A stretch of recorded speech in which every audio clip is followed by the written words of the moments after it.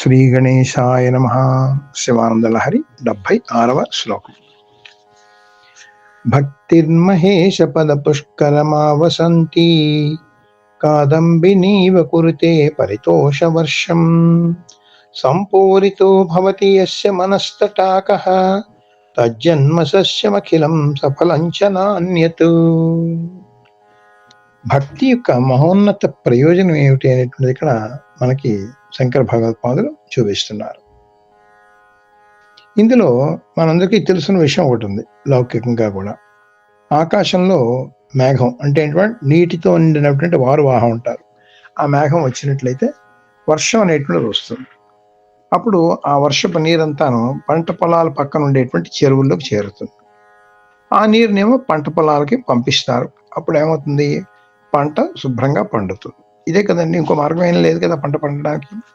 అదే ఇక్కడ మనకి భక్తి పరంగా ఏ విధంగా అన్వయించి చెప్తున్నారో ఈ శ్లోకంలో ఒక్కసారి మనం చూద్దాం.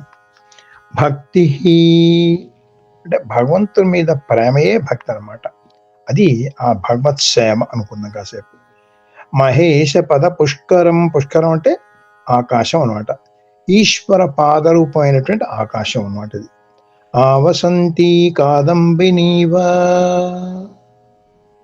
అక్కడ ఆ శివ పాదాలు అనేటువంటి ఆకాశం మీద స్థిరంగా ఉన్నటువంటి మేఘమాల వలె అంటే మేఘముల గుంపు అనమాట.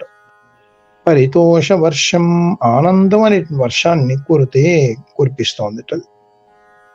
ఆ వర్షం చేత యస్య మనస్తటాకః, ఏ భక్తుని యొక్క మనస్సు అనేటువంటి చెరువు సంపూరిత భవతి బాగా నింపబడిందో తజ్జన్మ సస్యం, వాని జన్మ అనేటువంటి పైరు పంట అఖిలం సఫలం నిశ్శేషంగా ఫలవంతమవుతుంది.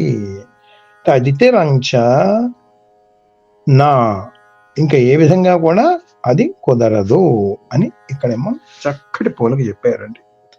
అంటే చూడండి, ఇక్కడ ఏం చేశారంటే భక్తినేమోను మేఘంతో పోల్చారు అని మనం చెప్పుకున్నాం కదండి. ఇక్కడ ఈ భక్తి అనేటువంటి ఈ మేఘం ఎక్కడ? ఆకాశంలో ఉండాలి. ఆకాశం అంటే శివ చరణాలు అనేటువంటి ఆకాశంలో ఉన్నట్లయితే ఇది అప్పుడు అది శివానందం అనేటువంటి వర్షాన్ని మనకి కురిపిస్తుంది అనమాట. కురిపించినప్పుడు ఏమవుతుందండి? అది ఆ భక్తుని మనస్సు అనేటువంటి తటాకంలోకి చేరుతుంది అనమాట. అదే మనకి ఈ శివానంద లహరిలో 2వ శ్లోకంలో చూడండి. వసంతి మచ్చేతో హ్రద భువి శివానంద లహరి.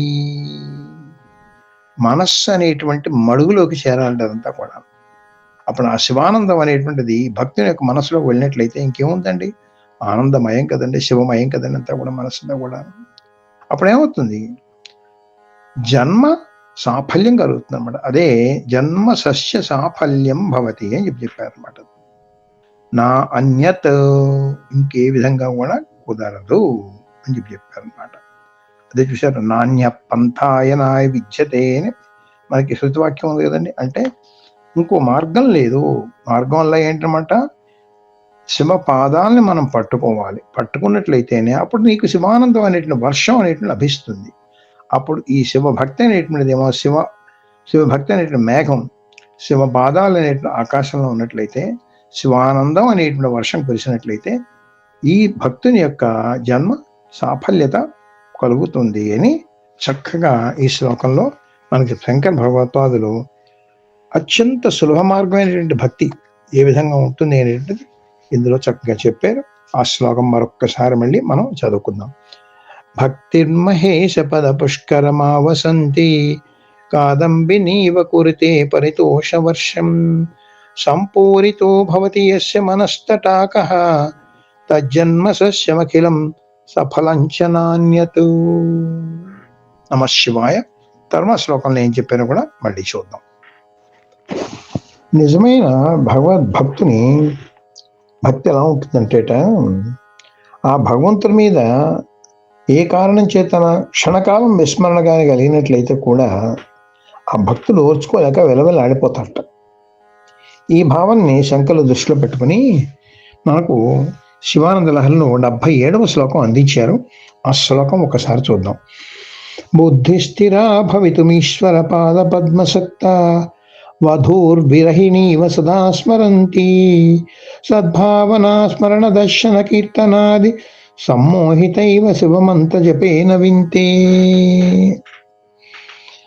ఇక్కడ శంకర భగవత్పాదులు చూడండి, భర్తకు దూరమైనటువంటి భార్య ఎటువంటి విరహ వేదన పొందుతుందో అటువంటి భార్యని దృష్టిలో పెట్టుకుని ఈ భక్తుని యొక్క బుద్ధిని కూడా అటువంటి భార్యతో పోలుస్తున్నారండి ఇక్కడ ఈ శ్లోకంలోను.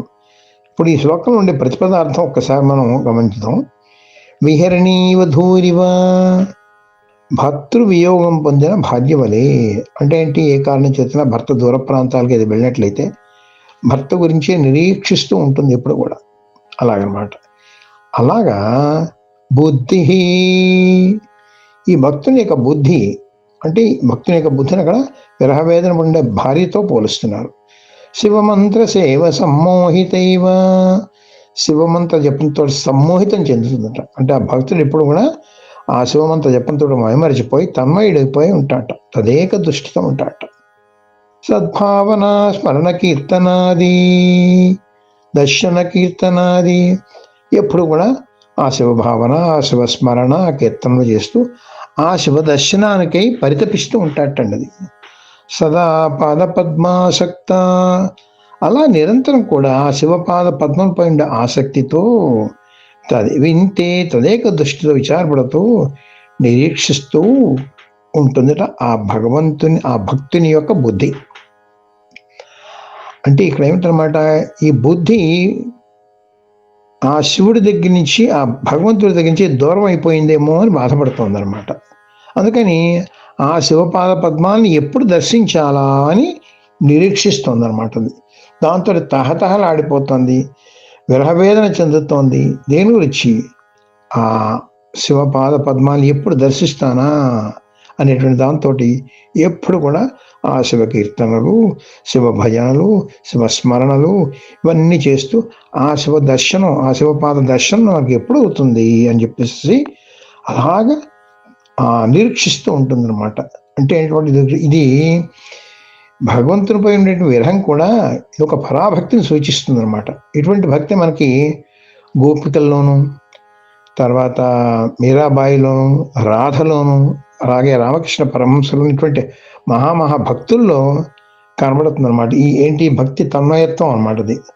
అందుకని చెప్పేసి ఇక్కడ ఏమంటున్నారంటే శంకర్లు, మహానుభావ, ఈ భక్తుని యొక్క బుద్ధి అయినటువంటి భార్యని నువ్వు స్వీకరించి దాన్ని ఉద్ధరించవయ్యా బాబు. ఆ భక్తుని బుద్ధి అయినటువంటి భార్యకు నువ్వు నీ పాదదర్శనం కలిగించి ఉద్ధరించినట్లయితే అది చాలా సంతోషిస్తుంది. ఎందుకు ఈ ఆలస్యం చేస్తావు? లేకపోతే అలా తన్మయత్వంతో ఎంతకాలం నీ గురించి నీ రక్షిస్తాడు చెప్పు అని చెప్తూ, అలాంటి భక్తితోటి శివ తన్మయత్వం మనం కూడా పొందాలని, ఎప్పుడు కూడా ఆ శివ స్మరణతోటి మనం ఉండాలని, ఆ శివపాద దర్శనంకి కూడా మనం కూడా ఒక వేదన చెంది ఒక వెలవెల్లాడుతూ ఉండాలని చెప్పేసి శంకర్లు మహోపదేశం చేస్తున్నారు ఈ శ్లోకం ద్వారా అనమాట. అటువంటి శ్లోకం ఒక్కసారి మళ్ళీ మనం పఠించుకుందాం. బుద్ధిస్థిరా భవితుమీశ్వర పాద పద్మసక్త వధూర్విరహిణీవ సదా స్మరంతి సద్భావన స్మరణ దర్శన కీర్తనాది సమ్మోహితైవ శివమంత్ర జపేన వింతే. ఓం నమః శివాయ. శంకర సాక్షాత్.